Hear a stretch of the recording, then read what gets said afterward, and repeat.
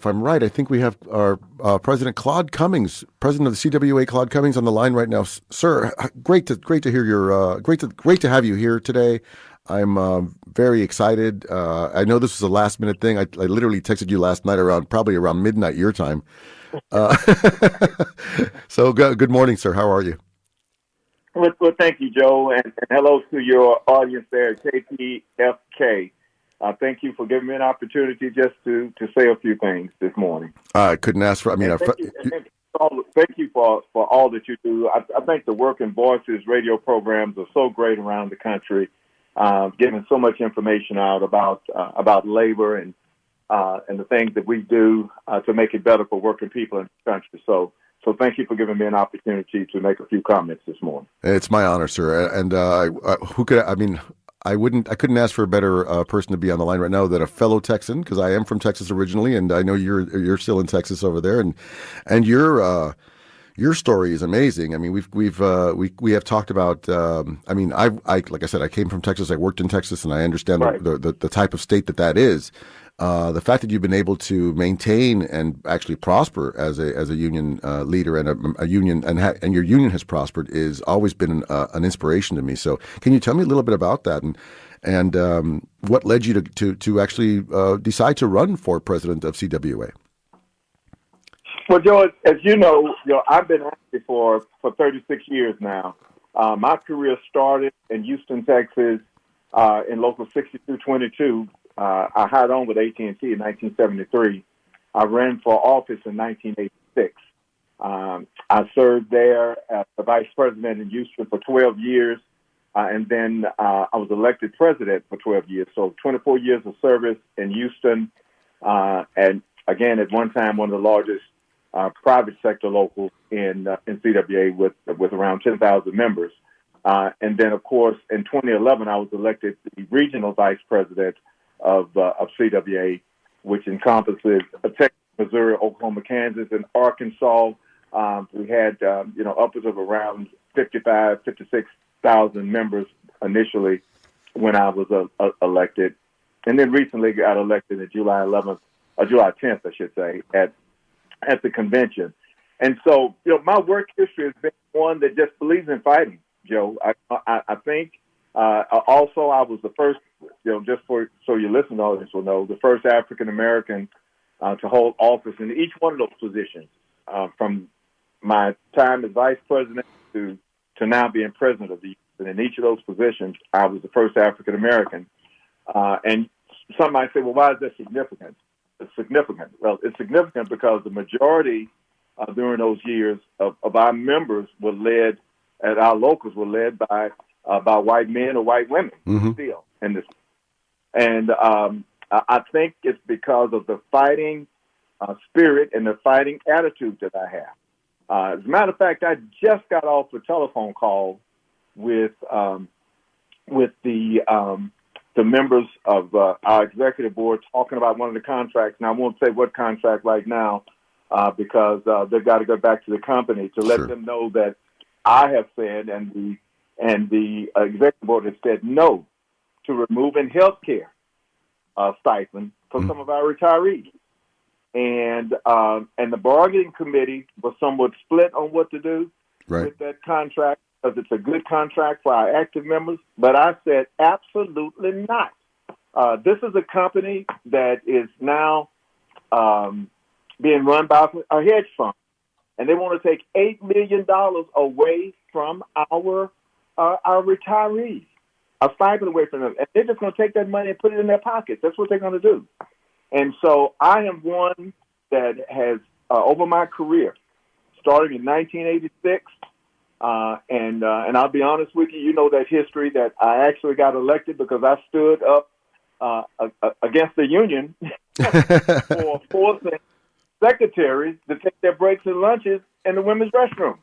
Oh, my God. And after that fight, a group of members in Houston said, this guy's a fighter. He's got a fight. He's got a fighting spirit.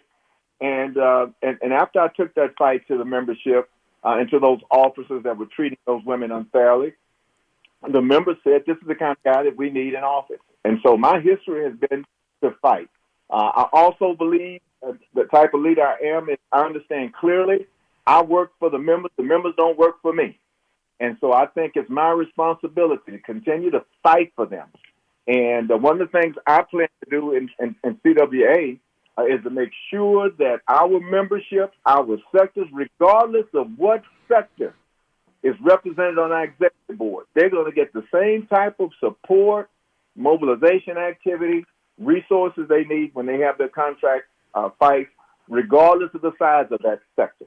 And that was my history in Houston. It was my history as the vice president of District 6.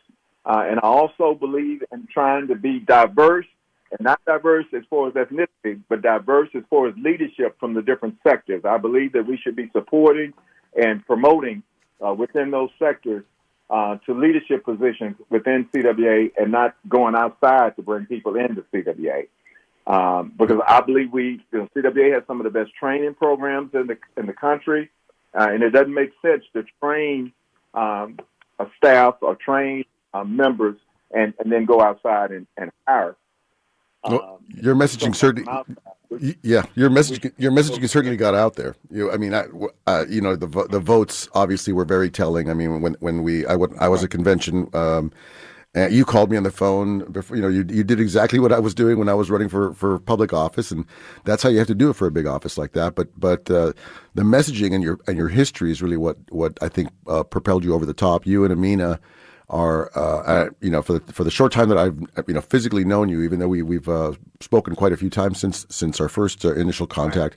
I find you to be in my opinion, I think you're one of the better leaders that we've ever had in our union. So I'm very proud of that. I do have one of our co-hosts is calling from the Bay Area, and he had a question he wanted to ask you. Steve, are you on the line? Yeah, I'm online. Okay. Well, I'm glad to be able to talk to you. I'm with the Newspaper Guild in San Francisco, and I've been working on labor media for many, many years. In fact, I think we need really a national labor channel for the CWA and for the AFL-CIO. There's so many struggles going on. So I want to know, what are your thoughts about labor developing a national channel so we can get regular 24-hour information on the struggles of the CWA, GM? There are all so many struggles going on, and there's no real national labor channel. What's your idea on that? You know what, Joe? I didn't hear his question. For some reason, or another is breaking up. I'm hearing. Okay, I'll translate. So Steve was asking what your opinions are on a national labor channel, like forming. I know you actually run, or you actually do a labor show out of Texas, and I'm obviously doing one here in Los Angeles. But Steve's question was, what are your thoughts on starting a national labor show so we could give information on obviously all the strikes that are happening? Oh, I would love it. I would love to do that. As a matter of fact, I give donations to Worker Beat here in Texas, and I think that we should really do what we can to make sure that these shows are widespread, but also that we support them financially. Because the listeners may not understand this, but it's expensive to be on radio. I'm on 2 radio shows here in the Houston area. One of them is a labor show, okay, that I pay for. Because I think it's important that we do everything that we can to make sure workers know what unions have done. Right. And to be quite honest with you, my mother used to say this some years ago. She said, it's a pretty poor dog that won't wag his own tail occasionally. And I think as much as labor unions do to help workers in this country, they need to understand that the days off that they have, the pay that they have, those that are not in unions but still have a pension or have health care, it's because of what's being done for those of us in the union. One of the first messages I received at United Auto Workers, and all of you might have heard this also. Mm-hmm. One of the first things I heard happen after the UAW settled their agreement is that Toyota is giving their members a raise. I don't know if y'all heard that. No, can you can you repeat that? Right. You cut out for a minute. Go ahead. Yeah. Toyota is giving their members, their employees, a raise, and they're not organized.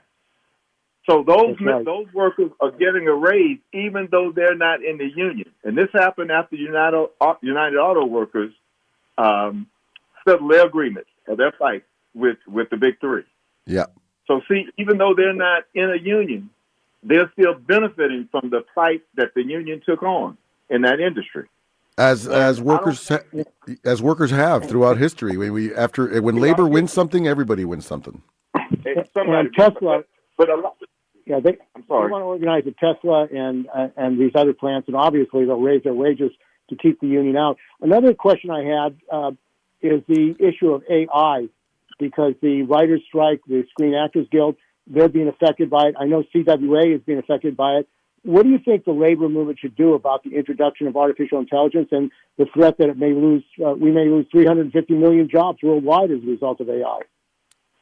Right. So you're not going to believe this, but on Tuesday, I was asked to fly back into the Capitol to meet with a committee on AI that Senator Schumer and some Republicans, there's a bipartisan effort, had on speaking about AI.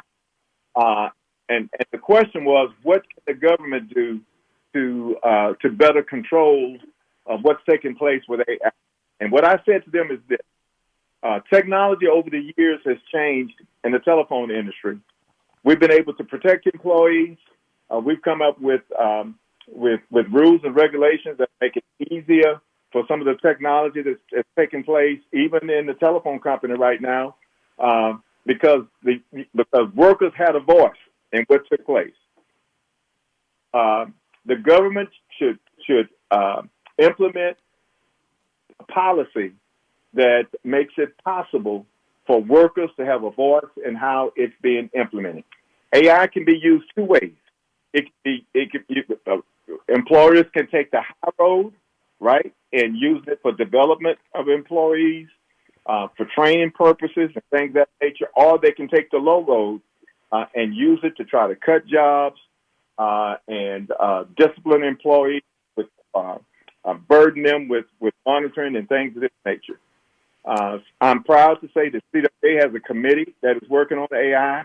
I'm proud to say that during that session with Senator Schumer and others a couple of days ago, CWA reached an agreement with Activision and Microsoft on how employees are going to have input on what's taking place at the workplace with AI.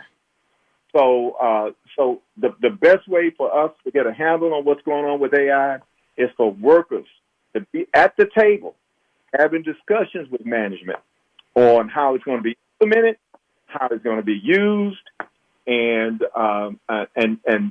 that way workers understand clearly what's going on, so we won't have any type of issues as far as implementation is concerned. That's great. The question came about. Okay, so the question came up about would it have an adverse effect on jobs? It just again depends on how AI is used in the workplace.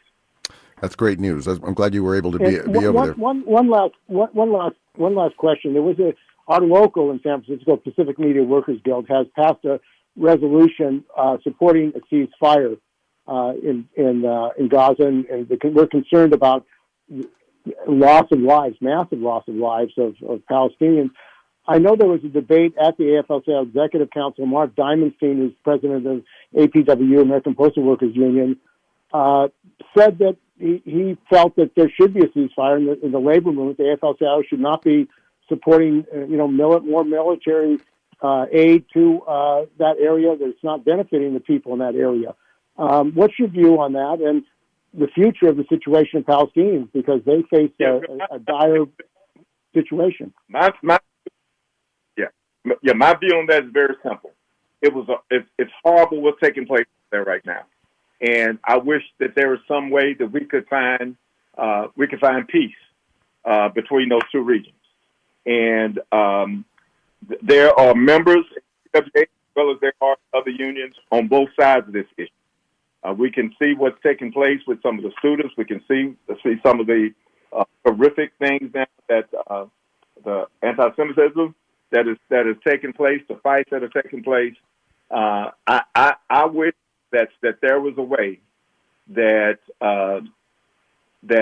that conflict could be resolved, and people can move forward, with their lives. The loss of life that's taken place in that conflict, and what's happened on both sides, in my opinion, has been absolutely horrific. It has been horrific. I couldn't agree more. No, yeah, absolutely. Well, we know what we do in labor is we negotiate instead of like, the first thing we do is not go on strike. We try and come to a resolution. So war should be like that. There should be diplomacy prior to. But the United States has given billions and billions of arms to Israel, and those arms are being used, in my view, illegally, phosphorus bombs on the civilian population. I mean, shouldn't the U.S. take a stand against that? I'm going to talk about labor issues. I'm not going to get involved in that. Yeah, that's what I was saying. I think we're getting into the weeds on this, and I'm not. This is a labor program. We're not into. That's not what I'm doing either. Thank you, President Cummings, for your time today. I really appreciate you being here, and again on such short notice. Your value to our union and to me is immeasurable. And I hope we can have you on again soon. Actually, there's so many. I mean, we never even touched on how you got, you and Amina getting elected and the whole convention thing. There was a lot going on there, and you have you're a wealth of information. So I appreciate your time today, sir. Right. Well, thank that. And the only thing I'll say about that, but in 36 years of being in a union office, I've never lost a union officer race. Never. And I think it's because I understand clearly, in every position I've been in, that I work for the members. The members don't work for me. Yep. And I think over my almost 40 years or 45 years of being a union member, the members around this country as well as retirees know that. And I believe that's what helped me to ascend to this position. So thank you so much for giving me the time to talk with you on today. And I'd love to come back at some other time to visit with you further. Thank you again, sir. You're a fighter, and everybody, and it's obvious, and I appreciate you for that. And as I said before, I couldn't ask for anybody better than a fellow Texan being in that role, because you need a fighter to be a leader. And I appreciate your fighting spirit. So thank you again for being here. Thanks for joining us. We'll be in touch soon. We say when we fight, we win. When we fight, we win. Yep. Sometimes I believe in our history we have not fought enough. Everybody needs to understand clearly. Under my leadership, there's going to be some fights for the members. Well, I've got a call going out. I've got a call going out to you pretty soon, because I'm going to. One of my we have a group that's asking for a couple of groups actually that are actually asking for strike authorization votes. So I'll be in touch with you soon on that one. But for now, thank you again, sir. I appreciate your time. All right. Thank you. Take care. Bye. You too. Bye.